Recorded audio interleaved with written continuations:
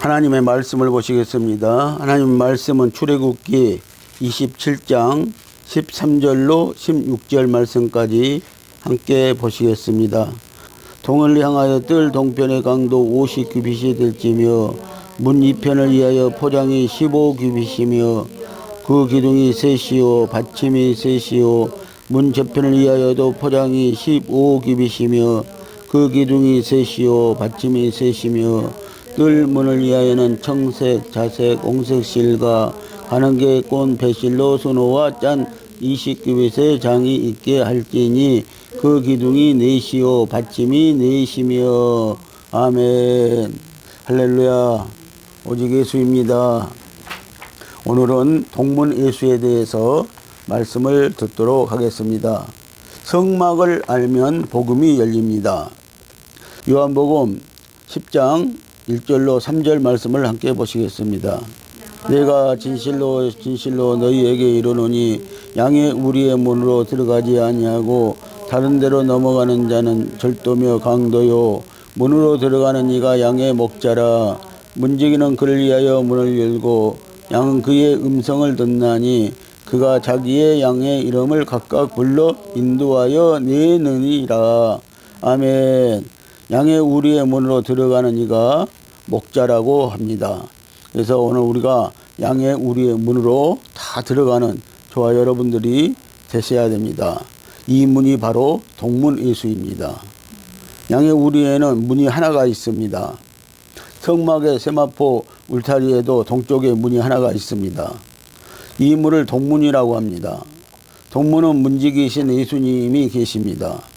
이 문은 양들의 문입니다. 생명의 문입니다. 구원의 문입니다. 성막의 동문은 해 뜨는 곳에서 서쪽을 보고 들어가고 번제단에서 자기의 죄를 고백하고 나올 때는 죄 사함을 받고 해 뜨는 곳을 바라보며 나옵니다. 말라기 4장 2절을 보면은 의로운 해가 떠올라서 치료하는 강선을 바라리라고 했습니다. 아멘. 그래서 번제단에서 자기의 죄를 짐승에게 전가시켜서 회개하고 죄 사함을 받고 동문으로 나옵니다. 그때 의로운 강선을 바라보며 그들은 나옵니다. 그래서 구원의 기회가 그들에게는 주어지게 되어진다는 것입니다. 동문은 4가지 색의 문으로 되어 있습니다. 청색은 생명 대신 예수 그리스도를 상징하고 있습니다. 자색은 왕 대신 예수 그리스도를 상징합니다. 홍색은 피 흘리시고 고난당하신 예수 그리스도를 상징하고 있습니다. 흰 배실은 성결하고 부활하신 그리스도를 상징하고 있습니다. 4가지 색깔의 문은 천사의 문양이 수놓아져 있습니다. 여러분들 동문은 10m의 문입니다. 작은 문이 아닙니다. 그런데 지구에 비해서 강야 한복판에 구원의 문이 동문이 있는데요. 이 문은 10m이지만 좁은 문이라는 것입니다. 그래서 구원의 문이라고 말씀을 하고 있는 것입니다. 요한계시록 22장 14절을 보면은 문들을 통하여라고 했습니다. 여러분들 문이 있다는 것입니다. 그 문들을 통하여서 들어갈 때 우리에게는 구원의 역사가 있습니다. 성막의 동문이 있고요. 그리고 성소의 문이 있고 지성소의 문이 있습니다. 첫째, 울타리의 동문은 구원의 문입니다. 둘째, 성소의 문은 성령 세례의 문입니다. 물더멍에서 죄를 씻고 회개하고 떡상에서 말씀을 먹고 촛대의 빛 비침을 받을 때 성령 세례가 임합니다. 셋째, 지성소의 문은 영계의 문입니다. 성소의 휘장을 열면 하나님을 만나는 곳입니다. 밖에 말씀을 만나는 곳이 바로 이곳이라는 것입니다. 요한복음 10장 9절은 내가 문이니라고 이렇게 말씀하고 있습니다. 여기 예수님이 문이라는 것입니다. 그리고 7절은 나는 양의 문이라 이렇게 말씀하고 있습니다. 그래서 예수님이 문이시고 또 양의 문이시고 예수님은 문지기시라고 이렇게 말씀을 하고 있습니다. 그러니까 문들을 통하여입니다. 이 문들은 다 예수님입니다. 성막의 울타리 문에서 들어가는 문은 오직 하나입니다. 그리고 바깥에는 세 지파씩 동서남북으로 장막을 치고 있었습니다. 성막의 문은 동서남북 여러 개가 아니라 구원의 문은 오직 하나입니다. 다른 문은 없습니다. 요한복음 14장 6절 말씀을 함께 보시겠습니다. 내가 곧 길이요 진리요 생명이니 나로 말미암지 않고는 아버지께로 올 자가 없느니라. 아멘. 자, 예수님이 내가 곧 길이요 진리요 생명이니, 예수님으로 말미암지 않고는 하나님 아버지께로 갈 자가 하나도 없다는 거예요. 그래서 예수님은 동문으로 나가는 길이라는 것입니다. 왜 예수님만이 구원의 문입니까? 오직 예수 외에는 다른 문이 없기 때문입니다. 사도행전 4장 12절을 보면은 그리스도 이름 말고는 주신 적이 없다고 이렇게 말씀을 하고 있습니다. 이 세상의 모든 인간은 아담의 후손입니다. 아담의 후손은 원죄를 가지고 있으니 모든 사람이 죄인입니다. 다른 이름으로는 그래서 구원을 받을 수가 없습니다. 하나님 창조한 사람이 바로 죄를 지었다는 것입니다. 그가 원죄를 갖고 있다는 것입니다. 그래서 그 후에 난 모든 사람들은 다 죄인이라는 것입니다. 모든 사람들이 죄인이기 때문에 다른 이름으로서는 구원을 받을 수가 없고요. 오직 예수 이름만이 우리에게 구원을 줄 수 있는 이름이라고 말씀을 하고 있는 것입니다. 로마서 3장 10절과 23절 말씀을 보십니다. 기록한 바 의인은 없나니 하나도 없으며 모든 사람이 죄를 범하였음에 하나님의 영광에 이르지 못하더니. 아멘. 기록한 바 모든 사람이요 죄를 범했대요. 그래서 의인은 하나도 없다는 것입니다. 여러분, 세상에 의인은 하나도 없다는 것입니다. 그래서 모든 사람이 죄를 범하였음에 하나님의 영광에 이르지 못했다라고 이렇게 말씀을 하고 있는 것입니다. 죄는 오직 의이신 예수 그리스도 이름으로만 죄 사함을 받기 때문입니다. 모든 사람은 원죄를 가지고 태어났기에 다른 사람을 위해 죽을 수도 없고 속죄 제물이 될 수도 없습니다. 그러나 그리스도는 부정보혈로 태어난 것이 아니요 육신의 아버지로 낳은 것이 아니라 성령으로 태어났습니다. 자, 그래서 예수님은요 사람처럼요 자기 아버지의 피로 인해서 태어난 것이 아니고요, 오직 예수님은 성령으로 인해서 태어났다고 말씀을 하고 있습니다. 그래서 이 로마서 8장 2절을 보면은 성령은 생명의 법이다 라고 이렇게 말씀을 하고 있어요. 그래서 성령은 생명이라는 것입니다. 사람은 죄를 범하기 때문에 죄인이 아니라 죄인이기 때문에 죄를 짓습니다.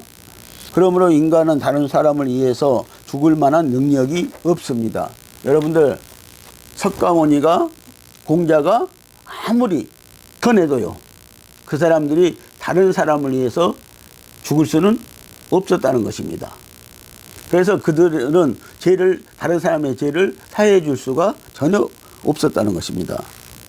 성도 여러분, 우리 기독교가 독선인 것 같아도 결국 진리는 하나입니다. 이 땅에 아버지가 아무리 많아도 내 육신의 아버지는 한 분이듯이 우리를 이 땅에 낳으신 영적인 아버지는 근본적으로 하늘과 땅을 통틀어서 하나님은 오직 단 한 분이시라는 것입니다. 그래서 하나님이 사람을 창조했기 때문에요, 하나님은 창조하신 아버지라는 거예요. 그래서 한 분이라는 것입니다. 물론 우리 육신들의 아버지가 있지만 우리의 영적 아버지는 하나님이신 예수 그리스도가, 하나님이신 그분이 한 분이라고 이렇게 말씀을 하고 있는 것입니다. 마태복음 23장 9절 말씀을 보시겠습니다. 땅에 있는 자를 아버지라 하지 말라. 너희 아버지는 하나이시니 곧 하늘에 계신 자신이라. 아멘. 하나님이 사람을 만드신 아버지이시기 때문입니다. 오직 하나님만이 다른 사람을 위해 죽을 수 있는 유일한 분이요 자격이 있습니다. 예수 그리스도 한 사람이 죽었는데 어떻게 많은 사람이 구원을 받을까요? 로마서 5장 19절 말씀을 보시겠습니다.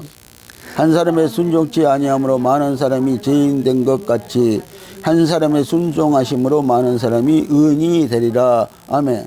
자, 아담이요 불순종해서 죄인들이 됐다는 거예요.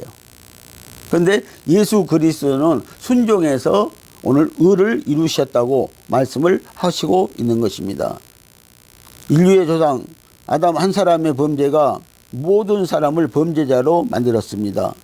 예수 그리스도의 순종으로 모든 믿는 자는 의인이 됩니다. 성도 여러분, 내 아들 한 명과 다른 아들 100명하고 바꿀 사람은 없을 것입니다. 예수 그리스도 한 분이 세상 모든 사람보다 더 귀하십니다. 그러므로 예수 그리스도 한 분의 핏값은 과거, 현재, 미래 모든 인류의 핏값보다 그리스도의 핏값이 더 귀합니다. 모든 인류를 구원하고도 남습니다. 한 인간이 태어나서 최고의 사건을 경험할 수 있는 길은 예수님을 만나는 길입니다. 그래서 생명의 문이라고 하는 것입니다. 다른 문은 없습니다. 다른 길, 다른 문은 멸망입니다. 이 문은 생명의 문을 통해서만 들어갈 수 있습니다. 이 시간 오늘 예수와의 만남이 분명하시길 바랍니다. 많은 사람들이 세상 성막 밖에서 착한 일을 하고 선행을 하고 양심에 가책되지 않는 일을 한다고 해도 구원받지 못합니다. 왜 그러냐 하면 지금부터 선을 행한다고 할지라도 지금까지 지었던 죄는 어떻게 할 것입니까? 또 지금부터 죄를 안 짓는다고 할지라도 지금까지 지었던 죄는 어떻게 해결할 것입니까? 마태복음 7장 13절과 14절 말씀을 보면은 좁은 문으로 그래서 들어가라고 말하고 있고요. 넓은 문으로 가는 자는 많다고 이렇게 말하고 있습니다. 그래서 좁은 문으로 들어가라는 것입니다. 그것이 생명의 문이요 구원의 문이라고 말씀하고 있고요. 14절은 생명으로 인도하는 문은 좁고 협착하여 찾는 이가 적음이라고 하셨습니다. 그래서 이 생명으로 들어가는 문, 구원으로 들어가는 문은요 사람들이 찾지 않는다는 것입니다. 좁은 문이 구원의 문입니다. 그래서 구원의 문은 인기가 없습니다. 성도 여러분, 기독교의 구원의 문은 좁은 것입니다. 그러나 생명의 길입니다. 생명의 문입니다. 예수 믿는 길은 좁고 협착한 길입니다. 그래도 좁은 길을 따라 살아야 합니다. 구원의 문이 좁은 길이라고 해서 교회를 나가면 시간이 없다고 하는데 그래서 사람들이 넓은 길을 선택해서 가는데 안 됩니다. 좁은 길을 가야 합니다. 영원한 생명으로 인도하는 길입니다. 오직 예수밖에 없습니다. 좁은 길, 이 길로 가야 합니다. 구원의 문 동문이 열리면은 번제단으로 갑니다. 동물에게 자기의 죄를 전가시켜 회개하는 역사입니다. 지금 내가 산 제물로 드리고 회개해야 합니다. 그래서 지금은요 우리가 산 제사로 오늘 예배로 드려져야 한다는 것이죠. 그래서 이것이 영적 예배라고 말씀을 하고 있는 것입니다. 두 번째는 물두멍에서 손과 발을 물로 씻고 자기의 모습을 보는 곳입니다. 이것은 물세례입니다. 성령 세례의 문, 성소의 휘장이 열리면 떡상을 맞이합니다. 말씀의 떡을 먹습니다. 말씀이 열리면 촛대의 빛 비침을 받습니다. 이것은 조명의 역사입니다. 밝게 조명되어지면 영적 지각이 살아납니다. 모든 것이 밝게 보입니다. 이것이 바로 성령의 기름 부음의 역사입니다.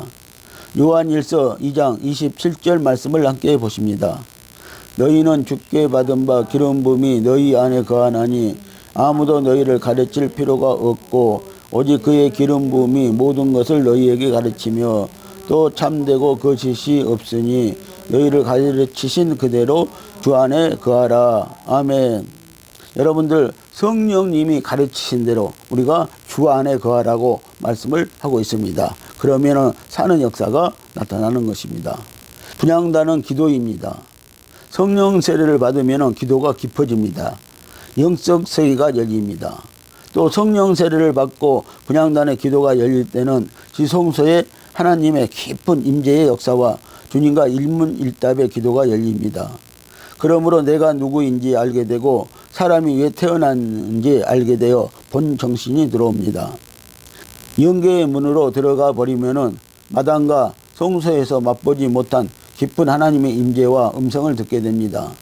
어떤 사람은 일생 동안 교회를 나오면서 구원의 문만 들어가서 죄짓고 회개하고 죄짓고 회개하고만 다닙니다. 이것도 신앙은 신앙인데 두려워하지 말고 더 깊이 들어가 보세요. 제가 과거에 신앙생활하면서 깊이 들어가는 것이 무서워서요. 어쩔 때는 기도하지 않을 때도 있었어요. 그런데 깊이 하나님과 일문일답에 기도를 하는 데까지 들어가면은요, 영적 세계가 열리면은요, 두려움이 하나도 없고요. 그때부터는 신앙이 생기는 것입니다. 하나님과 동행하는 삶이 생기는 것입니다. 성령의 문을 통과하면은 기도하면 성경을 보면 재미있고 꿀맛이고 어떤 성도는 빨려 들어간다고 합니다. 더 깊은 영계의 세계인 지성소에 가 있게 됩니다. 들어가 보기 전에는 보이지 않고 느껴지지도 않습니다. 구원의 비밀은 바깥에서는 보이지 않습니다. 세마포 포장으로 쳐놓았기 때문에 구원은 비밀입니다. 세마포 울타리 포장으로 쳐놓은 그 높이는요 2m 5cm이기 때문에요 사람이 그 안에를 볼 수가 없다는 것입니다. 옥문으로 들어가야만이 그 안에서 무슨 일이 일어나는가를 우리는 볼 수가 있는 것입니다. 구원은 비밀이라고 말씀을 하고 있습니다. 성소에 들어와야만 그리스도가 왜 나를 위해 죽었는지, 그 피가 왜 필요한지 알게 됩니다. 마당에 들어온 성도는 왜 성령을 받아야 하는지, 왜 말씀을 받아야 하는지, 왜 은사를 받아야 하는지를 모릅니다. 성소의 영성을 모릅니다. 그래서 이사야 1장 12절은 내 마당만 밟을 뿐이라고 말씀하고 있습니다. 늘 마당만 밟고 나가는 성도들은요 깊은 체험을 할 수가 없다는 것입니다. 성소의 체험, 지성소의 체험을 할 수 없다고 말씀을 하는 것입니다. 문들이 다 깊이가 이렇게 다릅니다. 우리는 마지막 문까지 열고 들어가야 합니다. 그때 일문일답의 역사가 나타납니다. 지성소의 문까지 열고 들어가는 성도가 됩시다. 이 문들이 다 좁은 문들입니다. 한 번 문을 열고 들어갈 때마다 성령의 사건이 일어납니다. 무너지고 벗겨져야 합니다. 구원의 문도 체험이 되어야 합니다. 성령의 문도 영계의 문도 체험이 되어야 합니다. 그래야 내가 어느 문을 통과했는지 그것에 따라서 그것을 누릴 수밖에 없고 볼 수밖에 없습니다. 세 개의 문을 통과하시기를 바랍니다. 동문, 성소의 문, 지성소의 문을 통과합시다. 성도 여러분, 동문을 향해 들어갑시다. 구원의 문입니다. 생명의 문입니다. 축복의 문입니다. 에덴 동산은 천년왕국입니다.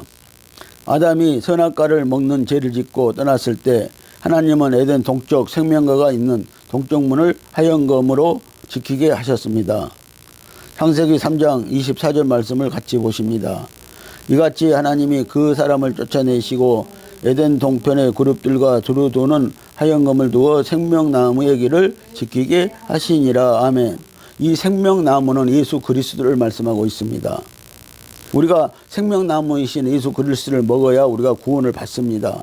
그런데 아담이 죄를 지었을 때요, 선악과를 따먹고 죄를 지었을 때 아담을 그 동산에서, 에덴 동산에서 쫓아내버리시고 그 동쪽 문, 생명과가 있는 그 동쪽 문을 막아버렸다는 거예요. 하얀검 천사들로, 불천사들로 그 길을 지키게 하셨다는 거예요. 그래서 그때부터 에덴을 들어가지 못하게 막아버렸다는 것입니다. 에덴 동산으로요. 그래서 오늘날은요, 이 에덴 동산에 들어가기 위해서는요, 우리가 회개해야 된다는 것입니다. 성막으로 보면 이 동문을 통과해서 번제단에서 회개하고요, 물동명에서 죄를 씻고요, 그리고 성소로 들어가서 떡을 먹고요, 빛비침을 받고요, 분향단에서 기도하고요, 그리고 하나님을 만나야 된다고 이렇게 말씀을 하고 있습니다. 그래야만이 천년 왕국의 문이 열리듯이 에덴 동산의 문이, 동문이 열린다고 말씀을 하시고 있는 것입니다. 아담이 선악과 먹고 에덴 동산에서 쫓겨났을 때 막아버렸습니다. 선악과를 먹으며 신앙생활한 성도는 회개 없이는 들어갈 수가 없습니다. 아담도 동산 동편으로 들어갔습니다. 가나안에 들어갈 때도 동쪽으로 들어갔습니다. 성막의 울타리 문은 동문 하나뿐입니다. 동문은 이제 예수 그리스도입니다. 요한계시록 22장 14절 말씀을 함께 보시겠습니다. 그 두루마기를 빠는 자들은 복이 있으니 이는 생명나무에 나가며 문들을 통하여 성에 들어갈 권세를 얻으려 함이로다. 아멘. 자, 마지막 때도요, 우리가 예루살렘 성문을 문을 열고 들어가야 되는데요, 그 문이 열리는 이유는 단 한 가지라는 것입니다. 그 두루마기를 빠는 자들은 복이 있으니 그랬어요. 이 두루마기가 빠는 자들, 회개한다는 것을 말하고 있습니다.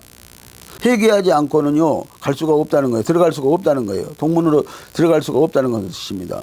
그래서 예루살렘 문은 동서남북으로 문이 3개씩 있습니다. 이 문으로 들어가야만이 우리가 구원을 받게 되고 생명나무를 만나게 된다고, 생명나무 예수를 만나게 된다고 이렇게 말씀을 하고 있는 것입니다.